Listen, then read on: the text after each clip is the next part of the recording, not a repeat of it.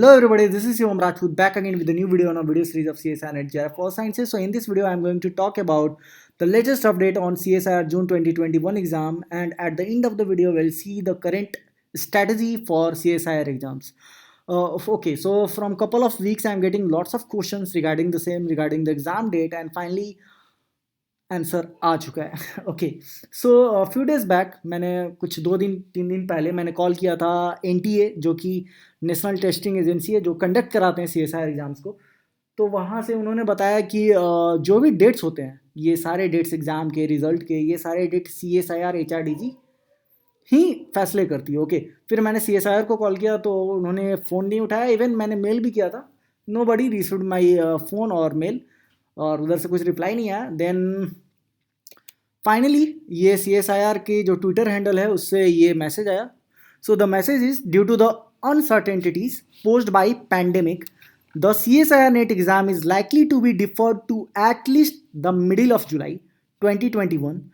We can not hold the exam putting people at a risk. जो कि सही बात है कि life is more important than exam.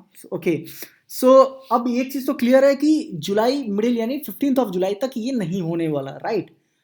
Okay, अगर ये जून में भी होता तो सेकेंड संडे को होता, max to max second Sunday को हो जाता है.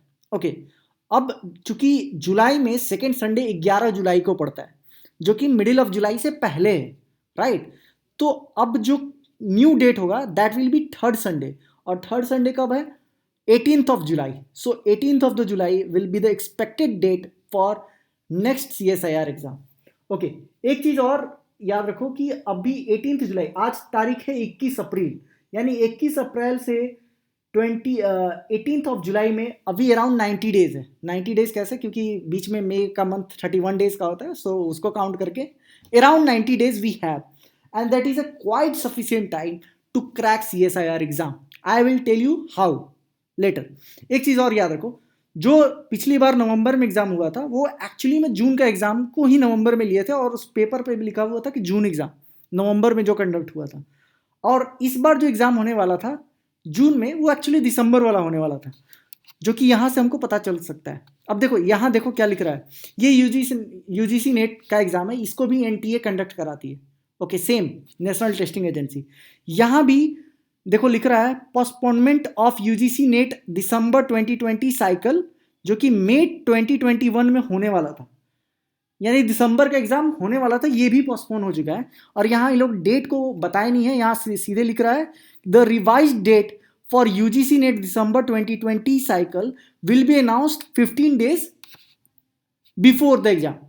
15 दिन पहले वो लोग बता देंगे. ओके, ये मई में होने वाला था बाय द वे. अब देखो बहुत से जियोलॉजी के स्टूडेंट्स भी भरते हैं UGC नेट, और भरना भी चाहिए अगर आपको क्रैक करना है आसानी से, क्योंकि आप इन्वायरमेंटल साइंस इवन ज्योग्राफी के से भी आप इंटर कर सकते हो. CSIR लैब्स में होता है, बहुत जगह एंट्री यूनिवर्सिटीज़ में होता है. और ये एग्ज़ाम निकालना आसान इसलिए है क्योंकि यहाँ कट ऑफ कट ऑफ नहीं, निगेटिव मार्किंग नहीं होता है.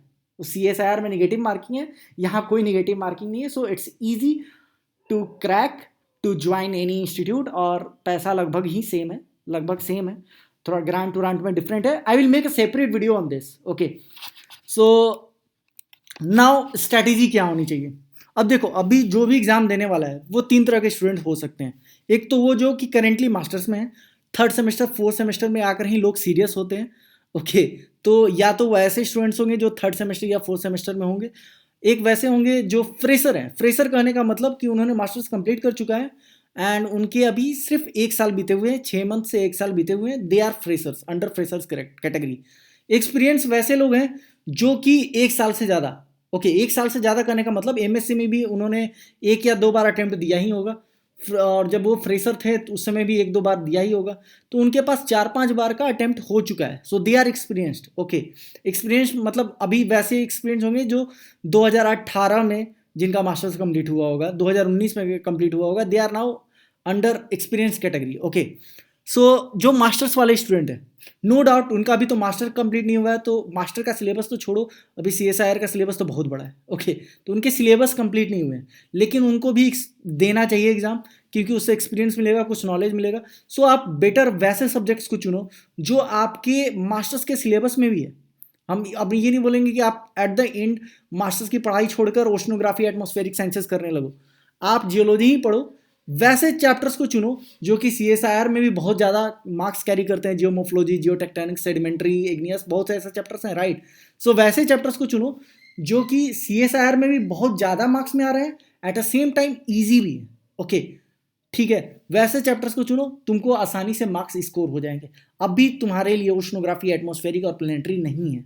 अगर तुम्हारे सिलेबस में ये तीनों चीज़ें नहीं है तो just don't touch it, okay. और प्रीवियस ईयर क्वेश्चन करके जाओ। फ्रेशर्स, अब फ्रेशर्स की बात करते हैं। फ्रेशर्स वो स्टूडेंट हैं जो जिनका 6 मंथ और 1 साल हो चुका है, सो ना उनके पास 4 बार 3 बार का एटलीस्ट एक्सपीरियंस है। दे नो कि किस तरह का क्वेश्चन आता है। सिलेबस नो डाउट इस 1.5 साल के अंदर अगर वो CSIR पर ही कॉन्सेंट्रेटेड थे, ऐसा नहीं कि जैम और GSI की तैयारी कर रहे थे, तो जरूर से जरूर वो सिलेबस तो पढ़ चुके होंगे। नो डाउट सिलेबस पढ़ चुके होंगे, बहुत से सिलेबस के पोर्शन को कंप्लीट भी कर चुके होंगे। सो फॉर देम जो भी चीज़ें कंप्लीट हो गई हैं उसके नोट्स को सिर्फ पढ़ो, don't go through the book right now. और जो चीज़ें कंप्लीट नहीं हुई हैं, और एट द सेम टाइम जो चीज़ें कंप्लीट नहीं हुई हैं और वो इंपॉर्टेंट भी हैं, आसान भी हैं, उन चीज़ों को स्टार्ट करो पढ़ना, ओके। समझ रहे हो व्हाट आई एम सेइंग? जो चीज़ें कंप्लीट हो गई हैं पिछले 1 से 1.5 साल में, उनके सिर्फ नोट्स को पढ़ो। जो चीज़ें नहीं कंप्लीट हुई हैं और जो आसान भी हैं, ज़्यादा स्कोरिंग भी हैं, उनके बुक्स निकालो, text books right now, books निकालो, पढ़ना शुरू करो। आप जानते हो कि आपकी कौन सी चीज़ें वीक हैं, जो ज़्यादा स्कोरिंग भी हैं और आसान भी हैं, उन चीज़ों को पढ़ो। प्रीवियस ईयर क्वेश्चन सॉल्व करो, practice paper, mock test paper, website है मेरा, सॉल्व करो। 1000 of question, tons of question actually, numericals, everything. 90 days है, आराम से होगा।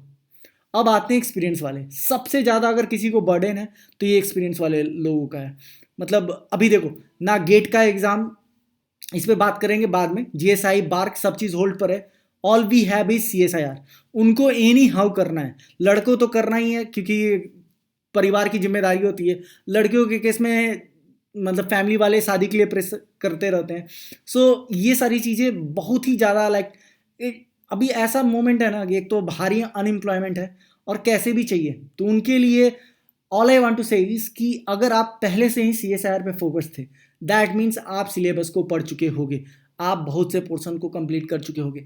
सिर्फ कुछ ही चीज़ें बाकी होंगी जो आपकी वीक हैं। एट द सेम टाइम जो डिफ़िकल्ट है, अगर वो चीज़ बहुत ही डिफ़िकल्ट है और वीक भी है तो छोड़ दो। जो 3 साल में नहीं हुआ वो अभी नहीं हो पाएगा। जैसे जियो फिजिक्स, अगर तुम 3 साल में 2 साल में नहीं पढ़ पाए तो अभी लास्ट मोमेंट पे जियो फिजिक्स करके तुम स्कोर नहीं कर पाओगे, एक भी क्वेश्चन नहीं लगेगा। So what I am saying is कि वैसे चीज़ों में हाथ डालना जो तुमको आसान लगता है, जो स्कोरिंग भी है और इम्पॉर्टेंट भी, ओके, वैसे चीज़ों को डालो। और तुम लोग मतलब ऐसा करो कि 40:60 रेशियो रखो। 40% तुमको ये जो वीक चैप्टर्स जो तुम्हारे छूटे हुए हैं वो 40% में नोट्स, प्रीवियस ईयर नोट्स, तुम इतने चैप्टर्स पढ़ चुके हो, इतने सिलेबस पढ़ चुके हो तो नोट्स बनाओगे, राइट। सो नोट्स ज़्यादा से ज़्यादा और बुक में सिर्फ वीक टॉपिक्स को करना है। 60% टाइम अपना देना है क्वेश्चंस पर। Questions, one and only question, nothing else. Questions, practice, mock, numericals, previous year, solve as much as you can, okay. Now ये तीनों चीज़ें तो होगी। अब इस बार का CSIR के लिए हम इतना क्यों बोल रहे हैं, क्यों ये चीज़ें डिफिकल्ट हैं? देखो पहली बात ये कि GSI का तुम लोग जानते हो कि क्या सिचुएशन है। इस साल GSI का आया नहीं, हाइड्रोलॉजी वाला आया था, उसमें भी सीट बहुत कम था। गेट, पिछले साल के जो गेट क्वालिफाइड थे उनका अभी तक नहीं हुआ, इस साल तो निकला ही नहीं। सो जो मतलब गेट क्वालिफाई करने का मतलब ONGC की बात कर रहे हैं हम, ठीक है। तो ONGC का पिछले साल वो लोग का नहीं हुआ है, इस बार भी वही चीज़ें दिख रही हैं। At the same time BARC का अभी तक हो जाता था एग्ज़ाम, अभी तक देखो होल्ड पर है सारी चीज़ें। सो सारा जो भीड़ है ना, जो सारा क्राउड है, चाहे वो OL इंडिया लिमिटेड का हो या GSI का हो या बार्क का हो या गेट का हो, सारा भीड़ आ चुका है CSIR में, ओके। और ऐसा नहीं है कि ये आपके कॉम्पिटिटर्स नहीं है, ये भारी कॉम्पिटिटर हो सकते हैं, ओके। बहुत ही आपको हाई कंपटीशन, टफ कंपटीशन दे सकते हैं। So be ready for this time, okay. मैंने बहुत से वेबसाइट पर लोगों ने, जैसे अभी जो रजिस्टर किया है उनमें, उनसे मैंने काउंसलिंग की थी and finally I come to know कि वो लोग, बहुत से लोग गेट वाले थे और राइट नाउ वो लोग CSIR की तैयारी कर रहे हैं और न्यूमेरिकल्स उन्होंने 2 बार 3 बार ऐसे ख़त्म कर चुका है, ओके। सो कंपटीशन बहुत ही डिफिकल्ट होने वाला है। और इसका इफेक्ट क्या पड़ेगा, देखो नंबर ऑफ सीट्स फिक्स है, भले ही गेट में और जीएसआई में और बार्क में सीट्स कम हो रही हैं, बट यहाँ number of seats are fixed, but number of students appear ये हो जाएंगे 1.5 टाइम्स 2 टाइम्स ऐसे हो सकता है। सो एक एक सीट पर बहुत ज़्यादा कंपटीशन होगा, जिससे क्या होगा कि अगर तुम्हारा मार्क्स पॉइंट में भी कम है तो उससे रैंक बहुत आगे पीछे हो सकता है। Even point marks will affect, okay. So एक पॉइंट मार्क्स से तुम्हारा जीआरएफ नहीं भी हो सकता और एलएस हो भी सकता है। So this is the situation right now. So देखो 90 डेज बहुत ही ज़्यादा होता है, अगर मेहनत करो 90 डेज में तुम बहुत अच्छा रैंक ला सकते हो। Believe me, you will be under 30 under 20 rank आ सकता है, बिलीव मी। बस जो बताया करो। I am with you, if you have any doubt please feel free to ask, I am there for you. I will make another video tonight. I will launch another video. Okay, so be there और उसको भी देखो। चलो, thank you very much. And one more thing, तुम लोगों ने बहुत ही ज़्यादा अच्छा रिस्पॉन्स दिया लास्ट वीडियो पर। Thank you for your moral support. Without you I am nothing. Okay, so thank you very much. चलो बाय।